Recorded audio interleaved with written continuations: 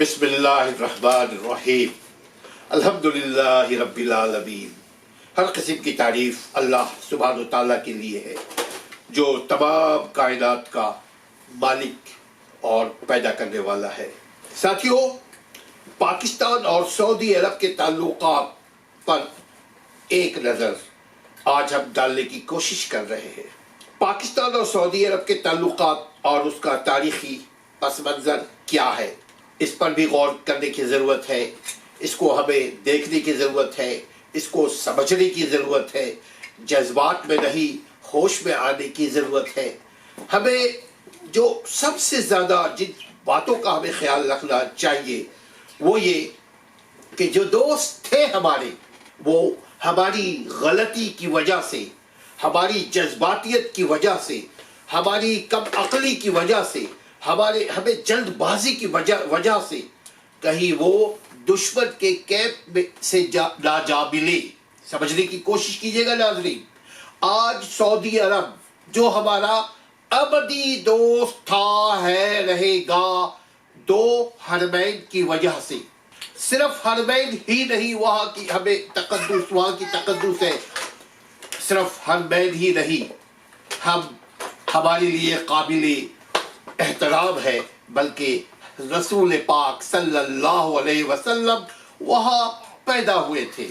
وہ سرزمین پہ آپ کی قدم مبارک، وہ سرزمین کے اوپر آپ صلی اللہ علیہ وسلم کا بچپنا، جوانی اور 63 سال تک آپ اسی زمین پہ رہے، وہ مکہ ہو، مدینہ ہو یا وہاں کے ارد گرد کے جتنے نواحی علاقہ ہو۔ آپ کی والدہ ماجدہ آمنہ، آپ کے والد عبداللہ، آپ کے چچا حمزہ، آپ کے چچا اور دیگر چچا عباس، آپ کے دادا، پورے کے پورے بنو ہاشم وہ اسی علاقے میں رہے، پلے پڑھے، پروان چڑھے۔ ناظرین، سوشل میڈیا یا مین ایکسٹریم میڈیا، یہ دونوں نے کیا کمالات کیے ہیں، کیا گل کھلا رہے ہیں، اس بات کا اندازہ آپ کو ہمیں ہونا چاہیے۔ اول یہ بات ہے کہ ہمیں جو بات غور کرنے کی ضرورت ہے کہ وہ جو کل تک ہمارے دوست تھے، آج دوستی فاصلے میں کیوں بدل رہی ہے۔ میرا مطلب کہیں ایسا نہ ہو کہ کل کے آج کے دوست ابھی تک وہ ہمارے دوست ہیں، کل کو دشمنی میں نام تبدیل ہو جائے، کیونکہ سیاست میں اور نفرت میں سب کچھ جائز ہے۔ ہماری ذرا سی غلطی، ہمارے حکمرانوں کی ذرا سی نادانی، کہیں وہ کام نہ دکھا جائے جو دشمن کو کرنے کا ہے، وہ کہیں ہمارے حکمران نہ کر بیٹھے۔ دیکھیے، فارن منسٹر قریشی صاحب نے جو لفظ ادا کیا تھا ادھر یا ادھر، وتھ اور وداؤٹ کا جو لفظ ادا کیا تھا، کیا لفظ ادا کرنے سے حالات اچھے ہوتے ہیں؟ نہیں ہوتے اچھے، بلکہ بگڑتے ہیں۔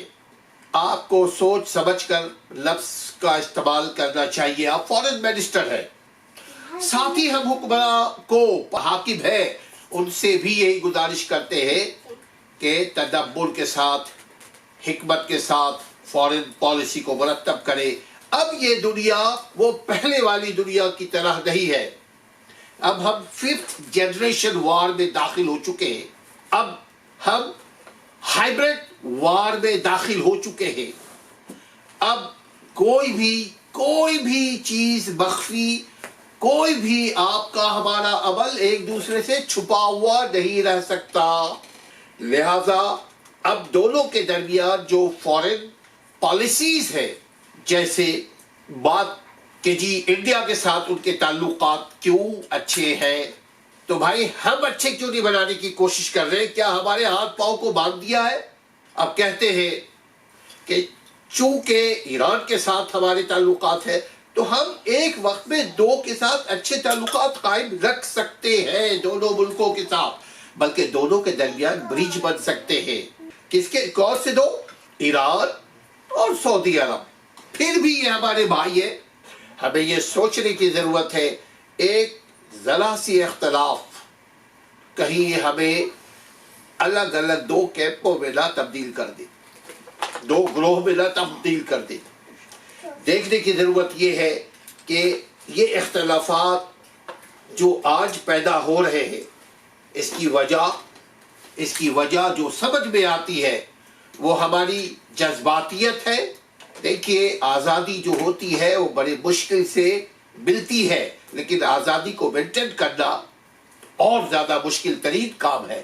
اللہ تعالیٰ نے آپ کو ایک آزاد ملک بنایا، آپ کو آزاد ملک کا آزاد شہری بنایا۔ میں سوشل میڈیا کے بھائیوں سے بھی مخاطب ہوں کہ ملک کی عزت کرے اور کروائے اپنے عمل کے ذریعے۔ کوئی ایسا عمل جو آپ کے ملک کو ڈیفیم کرتا ہو اس کو آپ پروجیکٹ کرنے سے بچے، اس کی اشتہار بازی سے بچے، اچھی چیزوں کو آپ کریں۔ جیسے سعودی عرب کے ساتھ ہمارے دینی تعلقات ہیں، صرف دنیاوی تعلقات نہیں ہے۔ یقیناً دنیاوی تعلقات میں وہ اپنی طاقت کے مطابق ہماری مدد کرتے رہے۔ ہم اپنے ہم اپنے مجرمانہ سوچ کے تحت، ہمارے پاس بھی 70 سال میں بہت کچھ ہو سکتا تھا، لیکن ہمارے ذہن میں جو چیز ہے اس کی وجہ سے ہمیں نقصان اٹھانا پڑ رہا ہے۔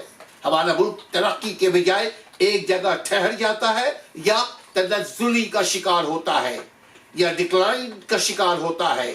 کوشش کریں کہ اپنے خارجہ پالیسی کو، اپنے انٹرنل پالیسی کو مینٹین کریں اور ایک ضابطۂ حیات بنائے، ایک نظم العین بنائے کہ جی کسی کے ساتھ کوئی دشمنی نہیں، اور جو دوست بھی ہے اس کی دوستی کو ہم زیادہ بڑھائیں، اور جو دشمن ہے ان کے اندر ہم کمپرومائز لانے کی کوشش کریں۔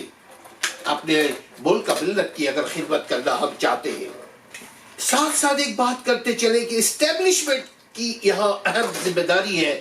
اسٹیبلشمنٹ میں بیوروکریٹس، ٹیکنوکریٹس، فوج اور پولیٹیشنز، یہ سارے کے سارے شامل ہیں کہ جنہیں ضرورت ہے جہاں وہ حکمرانی کرتے ہیں، کرنا چاہتے ہیں اور کریں گے ان فیوچر، اس ملک کو مضبوط بنائے، عوام کی نمائندگی کرے۔ عوام چاہتے ہیں کہ دنیا سے مل جل کر رہے، محبتوں کے ساتھ رہے۔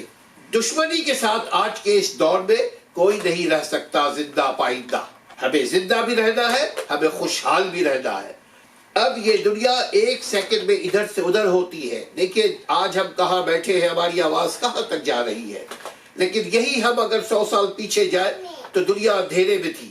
اس میں پولیٹیکل بات کرنے کے بجائے ملک کی ترقی کی بات کرے، سوچے، عمل کرے۔ ملک کی ترقی دشمنی میں نہیں ہے، دوستی میں ہے۔ ہم دوستی کو آگے بڑھائیں، دشمنی خود بخود کم ہو جائے گی۔ ہم پڑوسی ملکوں کے ساتھ بھی اچھے تعلقات بنائیں، ہماری دشمنی کم ہوگی، دوستی زیادہ بڑھے گی، ہمارا ملک بھی ترقی کرے گا، ہمارے عوام بھی خوشحال ہوں گے۔ صرف ضرورت یہ ہے کہ ہر ایک چیز کو قاعدے کے ساتھ ہم رکھے، مینٹین کریں۔ اپنے گھر والوں کا خیال رکھیے گا۔ اس موضوع کے اوپر پولیٹیکل بیان اور جو حالات ہیں ان دونوں چیزوں کو آپ دھیان دیں۔ زیادہ پالیٹکس میں انوالو ہونے کے بجائے آپ اپنے دل سے سوچیں، کیا سعودی عرب کے ساتھ ہم اختلاف کے ساتھ رہ سکتے ہیں؟ کیا ایران کے ساتھ اختلاف کرتے ہوئے ہم رہ سکتے ہیں؟